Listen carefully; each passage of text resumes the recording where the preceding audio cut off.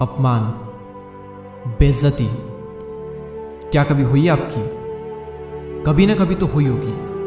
कभी ना कभी तो किसी ने कहा ही होगा, ए अलग हट यहाँ से, कौन है बे तू? औकात क्या है तेरी? हिम्मत कैसे हुई तेरी इस तरह से बात करने की? शक्ल देखी है कभी अपनी? बड़ा आया यहाँ पर बोलने। और जब इस तरह से बेइज्जती होती है तो उस वक्त आपका रिएक्शन क्या होता है? जब भी कोई आपको आपकी औकात याद दिलाता है, उस वक्त आपके अंदर ही अंदर क्या चल रहा होता है? उस वक्त आप कैसे रिएक्ट करते हो?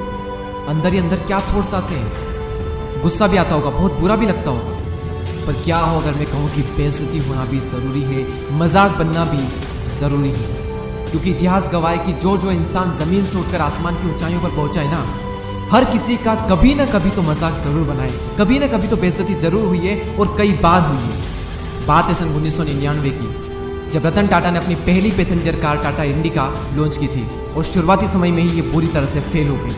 टाटा ग्रुप के सभी मेंबर की ये सलाह थी कि इसे फोर्ड कंपनी को बेच दिया जाए और इसके लिए टाटा ग्रुप की फोर्ड कंपनी से बात हुई और फोर्ड के जो ऑफिसर्स थे वो भी भारत आकर टाटा के कार डिपार्टमेंट में दिलचस्पी दिखा रहे थे। और उसके बाद रतन टाटा को अमेरिका बुलाया गया और फोर्ड के ऑफिसर के साथ में रतन टाटा की एक बैठक हुई और उन्हें वहां पर कहा गया कि जब आपको इसके बारे में पता ही नहीं है तो आपने पैसेंजर व्हीकल में कदम ही क्यों रखा। और यही नहीं बल्कि उनसे ये भी कहा गया कि हम टाटा मोटर के कार बिजनेस को खरीदकर आप पर एक एहसान कर रहे हैं, आप इसे हमारा एक एहसान समझना। और रतन टाटा अपने इस अपमान को घोंट कर पी गए। इस घटना ने रतन टाटा को बहुत उदास किया। रतन टाटा ने बदले की भावना में समय गंवाने से ज्यादा जरूरी समझा अपनी कमियों को सुधारना। उन्होंने अपने कार सेगमेंट को बेचने का विचार बदल लिया और अपना पूरा फोकस अपने कार बिजनेस में लगा दिया। और कहते हैं समय पहिए के समान घूमता है और इसी तरह से समय पहिए के समान घुमा और रतन टाटा की मेहनत ने टाटा मोटर्स को सफलता की ऊंचाइयों पर पहुंचा दिया। एक तरफ टाटा ग्रुप की टाटा मोटर्स कामयाब हो रही थी तो वहीं 2008 में फोर्ड कंपनी दिवालियापन की स्थिति में आ गई थी। और ऐसे में रतन टाटा के पास में बहुत ही अच्छा मौका था फोर्ड को नीचा दिखाने का, लेकिन उन्होंने ऐसा कुछ भी नहीं किया, बल्कि इसके विपरीत उन्होंने फोर्ड की ही मदद की। और साल 2008 में ही टाटा मोटर्स ने फोर्ड से जैगवार और लैंड रोवर ब्रांड को $2.3 बिलियन में खरीद लिया। टाटा मोटर्स की फोर्ड के साथ ये डील उनके लिए जीवनदायिनी साबित हुई। और उस वक्त फोर्ड के जो करंट चेयरमैन थे उन्होंने रतन टाटा को धन्यवाद देते हुए कहा कि आप JLR को खरीद कर हम पर एक बहुत बड़ा एहसान कर रहे हैं। और यही होती है एक महान इंसान की पहचान। अच्छा तो हर कोई बन सकता है, महान बहुत कम बन पाते हैं। और ये तो कुछ भी नहीं, इससे भी बुरा अपमान हुआ था डॉक्टर भीमराव अंबेडकर का। नीची जात के थे तो लोग इनकी परछाई भी अपने ऊपर नहीं पड़ने देते थे। एक बार कुएं का पानी पी लिया, कुएं को टच कर दिया तो एक छोटे से बच्चे को बहुत मार पड़ी, सिर्फ इसलिए क्योंकि उसने कुएं को छू लिया, उसका पानी पी लिया। स्कूल में उन्हें क्लासरूम के अंदर नहीं जाने दिया, कहा बाहर बैठकर पढ़ाई करो। कहा गया कि संस्कृत ब्राह्मणों के लिए होती है, तुम्हारे लिए नहीं। इतना अपमान हुआ, बहुत दर्द होता है अंदर से। उन्होंने ठान लिया कि तुमने मुझे अपने गांव के स्कूल में नहीं पढ़ने दिया, मैं दुनिया की सबसे बेस्ट यूनिवर्सिटी में पढ़ कर आऊंगा।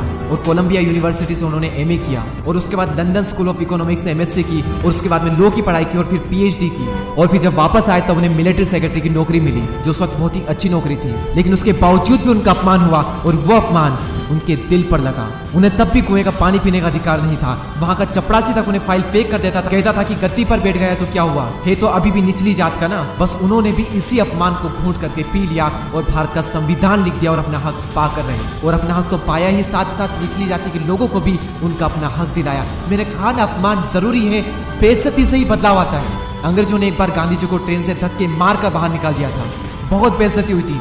उनसे कहा गया था कि तुम काले इंडियंस डिजर्व नहीं करते हमारी ट्रेन में बैठना। और उन्होंने भी ठान लिया कि तुमने मुझे ट्रेन से बाहर निकाला है, मैं तुम्हें अपने देश से बाहर निकाल दूंगा। वो एक चिंगारी इतनी बड़ी क्रांति में बदल जाएगी, किसी ने सपने में भी नहीं सोचा होगा। अमिताभ बच्चन को भी रेडियो जॉब से उनकी भारी आवाज और उनकी लंबी हाइट की वजह से निकाल दिया गया था। और वही ऊंची हाइट और उनकी वही भारी आवाज आज उनकी पहचान है। अपनी कमजोरी को अपनी ताकत बनाओ, अपने अपमान का बदला अपनी सफलता से लो। जब कोई अपमान करता है ना तो अंदर ही अंदर आग लगती है, गुस्सा आता है बहुत। लोग गलती ये करते हैं कि उस गुस्से को वहीं पर निकाल देते हैं, लड़ाई झगड़े करते हैं, कंप्लेन करते हैं। उस गुस्से का यूज करना सीखो, अंदर दबाए रखो उसको और अपने अंदर की आग को बढ़ाते रहो, तभी बदलाव आएगा। क्योंकि कोई भी इंसान अपना सम्मान भूल सकता है लेकिन अपमान नहीं भूल सकता। कोई कुछ भी बोले तो उस वक्त रिएक्ट मत करो, अपना गुस्सा अपनी आग बाहर मत निकालो, अपने अंदर रखो। बाहर निकाल दोगे तो बेइज्जती तो होगी सही, तुम कभी अपना बदला नहीं ले पाओगे और ना ही वो इज्जत हासिल कर पाओगे जो तुम पाना चाहते हो। अपने अंदर बार बार ये बात बोलते रहो कि कहा था ना तुमने कि शक्ल देखी है अपनी, एक दिन ऐसा लाऊंगा कि तुम शक्ल देखने को तरसोगे। कहा था ना तुमने कि चल हट यहाँ से, कोने पे तू, एक दिन ऐसा भी लाऊंगा कि कोई बैठा नहीं रहेगा जब मैं खड़ा रहूंगा। कहा था ना तुमने कि औकात क्या है तेरी, मेरी औकात में नहीं मेरा वक्त बताएगा।